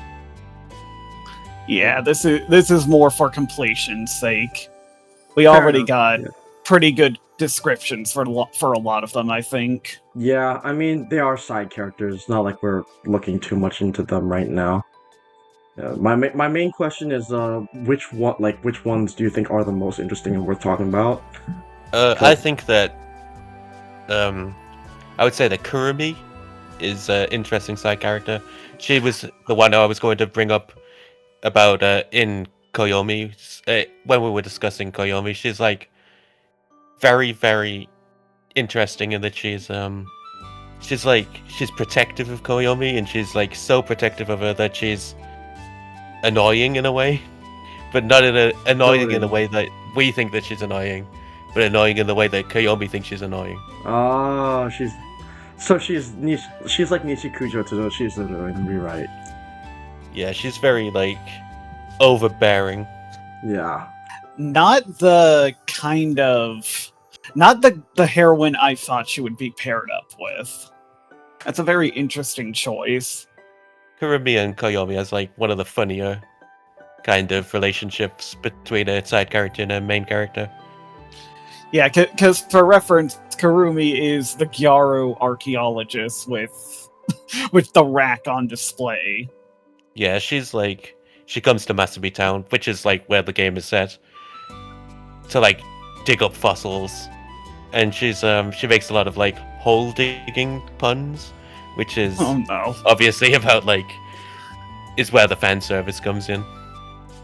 Oh boy, yeah. Good luck to the translation with managing all those puns. But I think I discussed this before, but I also find it interesting that she is also a traveler who's pretty new to the town. Yeah, because I think that's a pattern you'll see with another side character, which is Ken. Ken's come to the town as he's like a detective, but he's also a bartender. You'll notice that a lot of the characters handle like two or three jobs, because there's not a lot of people that live in Masumi Town. Yeah, interesting. I would say that Ken is also kind of like he's not as important in the trial. I would say that Kawase Chiharu is like kind of like a rival to Mugi in that I would say he's similar to Yoshino from Rewrite. Yoshino. He's like a bit of a Chuny. Chuny. Oh man. Yeah, I would also say he's like similar to Tenzin. Here's the thing: is that like when you say that, because the thing that stands out to me about Yoshino is that until you get to a very certain point of the story, Yosh feels like he hates the main character of Rewrite, like that he's always trying to pick a fight. Well, I feel like based on what we've seen of Chiharu in the CGs and in the of the demo, he feels more playful than Yoshino. Yoshino's like he actively wants to fight. Chiharu feels like he's more like a troll, and like nothing brings that more to than one CG where I assume they're like it's either a confession or some sort of like romantic moment between Mugi and Spica, because they revealed it on the site, and in the background Chiharu is just there with a kissing face. Oh my god. Considering even his description says he has a weird obsession with speed, I can definitely see him being a very colorful character. I actually think the one that got the most screen time out of any side character was Sumire. The penguin. I think it's just easier to call it a penguin, even though it's not a penguin. We'll call it penguin in an insulting way, because it deserves to be. The trial, I would say that the main problem with the trial, and maybe other people have this opinion as well, is that the side characters didn't really get a lot of time to shine. For example, Suzura, who's like Awayuki's friend, got one scene in the game. It was a very funny scene, but you only saw one thing from her, which not the joke enough was to get that, like, good judgment on yet. Yeah. I think, in fairness, having the terrible duo, like being exposed to the terrible duo of them too much, would probably be too much right now. Yeah. Like, Lucy did say this in his review as well. He says he's not really sold on the side characters. I do think that's just a matter of we've not been introduced to them properly yet, and probably the individual roots or even character roots will probably give us better impressions on them. They are side characters after all, but they're not a focus, and we only have like 5 hours of this game total right now, so it's not like we have anywhere near the complete experience. I think it's fair enough to say that they're not. The side character that I liked the most was Aino's dad. He comes across as like this like stern, baby like Kobato from Summer Pockets kind of character, but when you get to know him, he's like a softie that like is scared of people. I thought that was pretty Oh funny. man, well, he's got to be a very special kind of person to raise a daughter like I know, I guess. Yeah, definitely. Overall, I would say that I'd have also mixed on the side characters. I think they're quite hit or miss. Yeah, I think I'm pretty sure Key themselves kind of compared the side routes to what Clanad did. Yes. And if that's the case and that was the inspiration, I think that's fair enough considering in Clanad you could miss a lot of the side characters very easily. Yeah. Yeah. That's So what I imagine it's something very similar to that. That's what I'm most excited about, is just the amount of side characters draw and the like notion that we're going to get a route for each of them. I think that's going to be good. As long Like as sorry. I like if they're them making a specific point to do this kind of structure again was one of the most exciting parts of what they revealed about Anemoi to me. Like if we just go into this and there's a route like Yukine's hiding somewhere within this VN, that will be absolutely fantastic to discover. Since this is a hype stream, I'd also mention that I think that Anemoi is kind of like a mix between Clanad and Rewrite. I think it takes elements from both of them. Interesting. Oh man. I think with that, like, unless we want to, unless there's anyone else you especially want to cover, I guess that kind of sums it up, doesn't it? Yeah. Yeah, overall, I would say that Anemoi is looking to be really good from the trial. We can't really get into the plot, but we can promise, well, I can promise that the plot is really good. That's all I need. That's all I need. Everyone who has read this game that I've talked to really likes the direction that's gone through. And if it's that consistent, then I can only say I'm looking forward to it. Regarding side characters, as long as I bone Fumi, I guess I'm happy. But oh boy. No, yeah, I'm looking forward to this as well because the main thing that a lot of people have wanted just from Anemoi is just something fresh that's not quite the same as Summer Pockets, while also understanding again what makes Key good and what makes people want to experience a Key work. By not deviating too much, while also like trying something new, having that balance, that's all I want. And I feel like everything we've seen has only proven that they know what they're doing. They're taking risks, but they're taking calculated risks, not just shooting in the dark and not making like bold advances in hopes that it'll do well. Like they know what they're doing. And even if there might be a few missteps, at least we'll know that every step now is a lot more calculated and a lot more safe. Because we have now evolved, like this Key as a company has evolved so much. After the Keynetics, they've experimented with tones, how to take the Key formula. And here, they're doing that again on a larger scale, while also having everything we like about what Key is, about the atmosphere, the setting, the heroines, fun, slice of life, and also character development. That's one thing I'm looking forward to a lot. I think the fact that they could hide such a big hook from everyone for this long is That's like that is it's an actual surprise, and having an actual surprise like in days like this. What I will say to anyone really watching cool. is, I think you should pay attention to, go back and look at all the trailers and make some theories of your own. Maybe you'll get it right. We can only figure out because we're all going to have to figure this out together. I will definitely be paying attention to what I can find. I am terrified that Key Twitter Key social media is going to drop a bunch of spoilers. But we move on despite of that.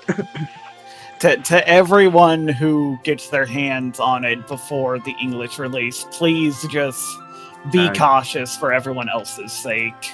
This is absolutely something everyone's gonna want to experience fresh. Yes. And to Key, I absolutely hope that you release this not a horribly long time after the JP release. Well, at least they've mentioned that they're already working on it, which is better than what we got with Summer Pockets. I can wait like a year. That's fine for me, but I do want it soon. Like I would hope that if nothing else, the delay on the release at least puts the releases closer together than they would have been otherwise. Yeah. I don't believe for a second that it's going to be a simultaneous release. They would not No. do it that casually, but Never. Yeah. I hope it will at least reduce the gap by a bit. Yeah, I want to join you guys, but I want to join you guys, but I also don't want to like scuff my the experience because I feel like this is gonna be a big one. This is gonna be a really Yeah. important step in key, like being able to make a full length work that's like fully unique, and I want to experience that as well as I can. Like, Yeah. I also hope the translation doesn't need as much cleaning up as the releases for Canon and Air did. well, 'Cause when we is read good, at least. Well, in the sense that they had to get patched a lot, specifically yeah, fair for the enough. translations. Like, when you Yeah. read them now, they're perfectly good, especially Airs, but that they had to release quite a few patches for those, so I hope Anemoi is a bit more polished than that when they release it. Look on the bright side. We're probably never gonna get another rewrite plus. I was about to say that. As long as we don't get that, I think we can live. Because Yeah. we have seen how and Or- that was the rewrite plus launch. That thing was awful. And I'm sure it won't be as bad as the Fate Stay Night Ultimate Edition was. That was so funny. That was No crowd of Inos screaming at us. that was funny, but also really sad because that one actually unironically spoiled way too many people on Fate who were like actually trying to like enjoy the thing. Like one of the first sprites in that one was just a major spoiler, and we're like, no. But yeah, Like for anyone who thinks VNs can't be released in a really broken state, they absolutely can. I feel sorry for people who started Fate with Ultimate Edition with before the patch. That's actually tragic because I can't believe that got spoiled for so many people. I'm not gonna elaborate, but it was so bad. But yeah, here's hoping the release is a bit smoother than that. I believe I'm it's sure good. it will be. Do you have any Like I closing s- thoughts on Anemoi? Well, from the trial that you've heard so far. It's in terms of getting people interested in the final product, this may be one of the best VN demos we've seen like this. Yeah. Absolutely. Like this is an achievement by itself, and it absolutely deserves the praise for that. I would go so far as to say this is probably the most interested I've been in a key work in terms of like being invested in the plot. Because like Yeah, same. key for me, like I said before, I go for this mainly for vibes and relaxation. This is the company I associate a lot with characters, vibes, and relaxation. That was what made me so excited for Summer Pockets when that was announced, because that one to me was like, oh, they're harkening back to the season trilogy. They're harkening back to this, what they did well and how like the whole healing aspect of Key. Here, they have remembered to keep that, but they're taking this story in a whole new direction, and in a way that I feel like is going to be a lot more natural for a Key, and also a good evolution rather than just like taking a sidestep.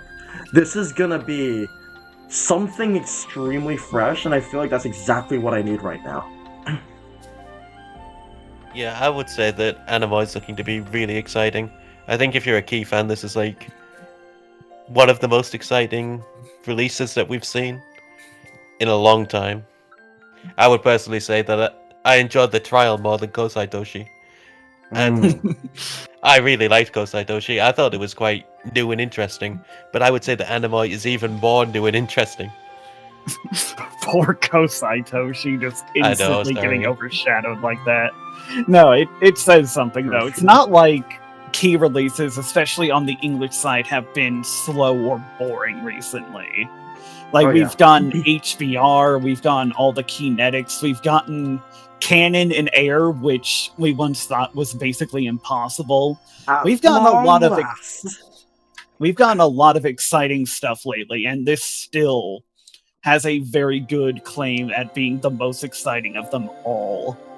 I'm ready for it. At this point, all I can say is I'm ready for it. We But we yeah. will be there when the official English release drops. You can be sure of that. Well, I'll likely replay it in English as well. okay, this is my... Okay, so I mean, I think we were all thinking about it, but this is my official announcement. If we do get an English release, we're probably just gonna do a book club right away. Like, we're gonna time Yeah. it with them. Because, like, I don't think anyone here wants to wait, and why not experience it with everyone the same way that we did with Summer Pocket? So yeah, let's just put this on record. Anemoi Book Club is gonna come out whenever Key drops that translation. So get on it, guys! I don't want to wait! Clanad Book Club died, so Anemoi Book Club could live. Just let Rest it be in peace. said. We'll get there eventually, but yeah, Anemoi, I don't think anyone wants to wait for that. But Yeah, no way. Is there anyone else that wants to? From Anyone in the go? chat have any thoughts on Anemoi that we've talked about so far? Oh god, Grok MTL Book Club starting in May. Damn it. No, that's just not happening. We'll appreciate it the right way. Yeah, as intended. I feel like we've covered all bases on my end. Yeah, I think we've gone over pretty much everything. Yeah. I think we covered more than any of us expected to, honestly. I'm just hopeful, Yeah, man. someone said in the chat now that we hope we get a second OP. Probably. The first one was good. Yeah. I feel Yes, like But I we will. definitely prefer a Please second give one as us well. that. I feel like they will, especially since, again, we're doing this very rewrite-like. If we are going to have a true route with a big plot focus, I feel like it would fit a lot. But yeah, unless anyone has anything else to say, I think we can wrap it up here. This is a very, very exciting podcast. It went very long, and I'm very, very looking forward to this game. There's not much else really to say on this aside from it's going to drop this month in Japanese. I hope JP readers enjoy it, and please tag your spoilers. Please. Yes, please remember. Please, for everyone's even sake. in the spoiler channel, if possible, just tag things that you think other users won't want to see. We'll probably only lift the spoiler. We'll probably only lift the spoiler rule once everyone's able to read it, because it just especially wouldn't be fair because otherwise. Especially because with all the side routes thrown in, this is going to be the kind of thing that most people experience quite differently from each other, I think. Exactly, yeah. It's going to be a new work and a large one that we can't just catch up on. It's not going to be like the Key Next where you can just get one over with. Everyone's going to be experiencing this at their own pace. So respect other people's read, discuss, and make sure to tag. We look forward to seeing you there, and I can't wait to be there. If that's everything, it was a good session. Thank you so much, Silver, for making your debut tonight and helping us make this podcast as good as it was. Because you have solidified all of my hopes and dreams for this, and I cannot wait to see how all of this turns out. Yeah, It was a little late for me, but I think it went fine. I'm a bit tired. Oh, yeah. It's like 3 a.m. here. Sorry for keeping you up, but once again, No, it's another fine. I round wanted of to do this. applause. Another round of applause for Chad Silver for carrying this episode. Patsy. Yeah. Yeah, I really wanted to do this episode in particular. It is very promising. All I can say is Anemoi is. I'm more hyped for it than ever. I say it every time, but it's only because it's true. Yeah, I think I'm gonna head out now, though. I need to go to sleep. That's totally fair. I think it's time to bring this to a close. Yeah, that's correct. Everyone, thank you so much for joining. It's been an awesome night, and I hope to see you next time on Key Radio Live. Have a good evening, and I'll see you next time. Bye. See you all next time.